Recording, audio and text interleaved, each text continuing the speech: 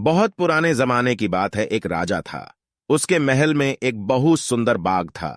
बाग में तरह तरह के फूलों के पौधे और अनेक प्रकार के मीठे फलों के पेड़ थे। लेकिन इस बाग में सबसे आश्चर्यजनक चीज थी। एक सेब का पेड़ था जिसमें सोने के सेब लगते थे। राजा ने इस पेड़ की देखभाल का खास इंतजाम कर रखा था। जब इसके फल पकते थे तो चौकीदार रात दिन पेड़ का पहरा दिया करते थे ताकि कोई सोने का सेब चुरा कर न ले जाए। लेकिन एक दिन की बात है कि बाग के माली ने जब सोने के सेबों को गिना तो उसमें से एक सेब गायब था। उसने दौड़कर राजा को खबर दी। राजा फौरन बाग में पहुंचा।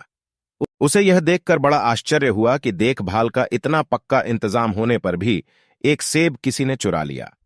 उसने ऐलान किया कि कोई सोने के सेब को चुराने वाले चोर का पता देगा, उसे इनाम दिया जाएगा। सबसे बड़े राजकुमार ने राजा से कहा कि रात में वह पहरा देगा और चोर को पकड़ने की कोशिश करेगा। राजा ने उसको इसकी इजाजत दे दी। बड़ा राजकुमार रात में पहरा देने लगा, लेकिन 2 घंटे बाद ही उसे नींद आ गई और वह सो गया। सुबह उठकर जब उसने सेबों को गिना तो वह देखकर चकित रह गया कि रात भर में एक और सेब गायब हो गया था।